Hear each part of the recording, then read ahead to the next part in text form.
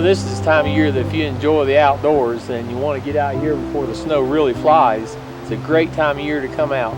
The colors are starting to change. Got a little bit of snow here in the high country. And best of all, as far as I'm concerned, is the elk are bugling. And if you'd like to try to call elk in, one of the craze right now is the diaphragm reed. This fits up in the roof of your mouth, traps the air, and when you place your tongue against the reed, this is what it sounds like.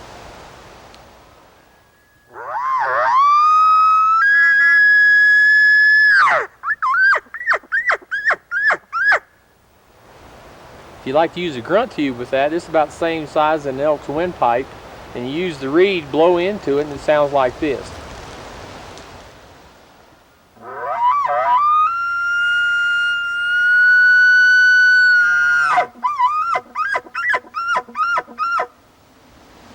Of course, you know, a lot of people gag on that, so I had to design another call that would hold the reed in place, and that's the same reed that I just had in my mouth, same type of reed, but this will hold the call in place for you.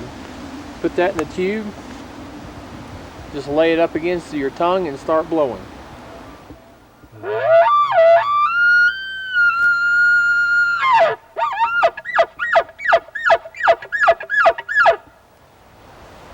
The reason that we make all these sounds is that bugle is a challenge from one bull to another.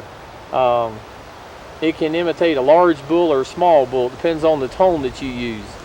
It's a communication call that lets the bulls or the cows know that the bulls are in the area, and the cows can maybe come on in and visit with them, or they're looking for girlfriends, or it's a challenge from one bull to another.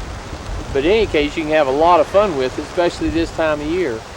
The closest that I've ever called an elk in has been 3 yards, and I'd say the average calling is probably 25 yards. So you can have a lot of fun with this, especially if you use the reed without any call holder itself.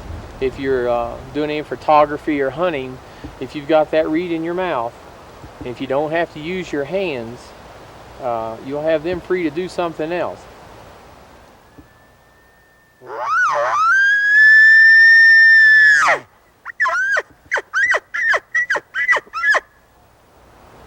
You know, there's a lot of different sounds that elk make: a calf call, a cow call, a bugle, and all these calls you can use to your advantage to call elk in.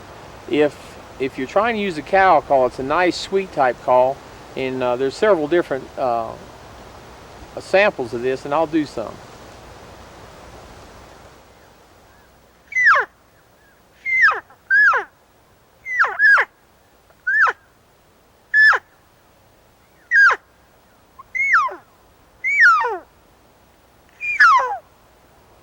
And of course, if you just want to do the basic bugle, you just get the bugle going, and you kind of growl in the beginning to give it a deeper sound.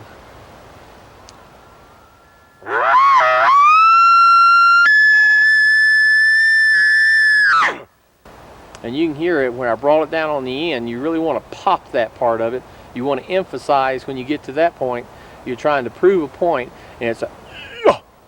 And when you want to do the chuckle, it's a motion. You want to try to get a rhythm going and going. It sounds like this.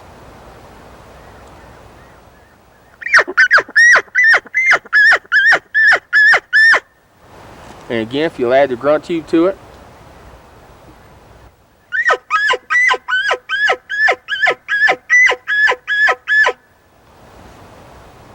So you can see that'll help you a lot in the field, just being able to do those different type of calls. You know, if you want to change your reed on this call, all you have to do is you pop that out of the grunt tube, and this cap right here pops off. Just twist it, give it about a quarter of a twist. Take your finger and push this reed out. When you do that, make sure you don't hit the latex, or else you may punch a hole through it. But as you can see on this mouthpiece here, this is cut down to accommodate the thickness of the reed, and then it's also cut on the side there to accommodate the thickness of the skirt. And this is what I call the skirt, the outer part. And the way you replace that is you just place it on top, hold it, the call in place with your index finger and your thumb, and then press this on the back of the tape to press it down around the side. And you just put that on good and tight, and there you have it. You can put a single reed, a double reed, or a triple reed call in there. Whatever tone that you desire, you can get it by changing the different multiple reeds. Pop that back in place. Put it up to your mouth and lay your tongue against the reed. And if you want to get some volume out of it, then you just close in the bottom.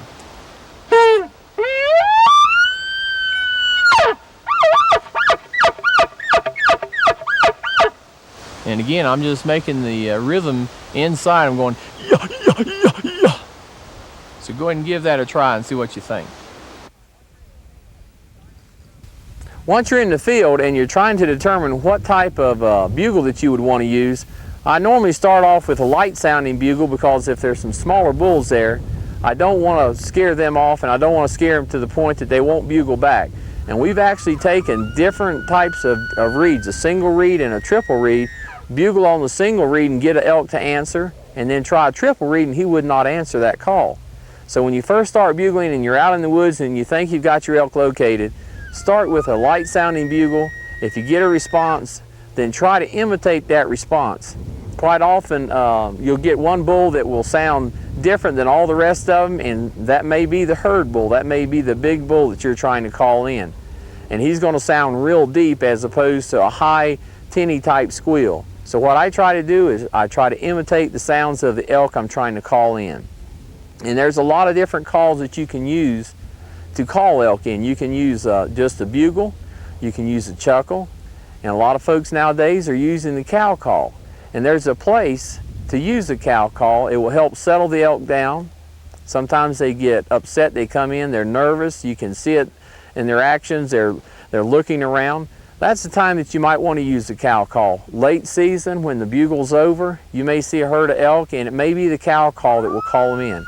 My personal technique that I like to use when I'm calling elk is I like to bugle, I like to initiate the challenge from one bull to another, so that when the bull's coming in, he's raking the tree, he's bugling, I can pinpoint him exactly because I'm listening to him bugle in response to what I'm doing. I've heard this bull bugle 4 times. He's up in this canyon, and we're going to have to keep in the trees. If we get out on that skylight, he could see us. And right now the wind's coming down this way, but we're going to have to make careful that it doesn't change on us. Right now I feel it coming back on the side of my face here. So we're going to go up and work this bull and see what we can do with him.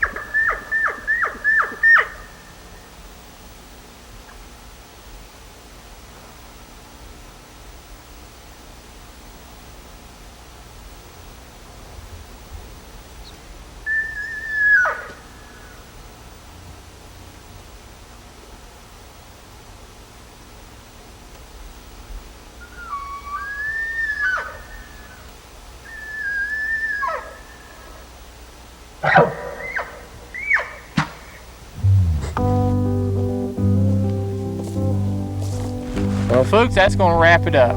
I hope you've learned something from this film and have enjoyed it. And some key words I want you to keep in mind is go prepared for the worst, hope for the best, and above all, don't ever give up. Until next time, this is Wayne Carlton, and I'm chasing that elusive elk.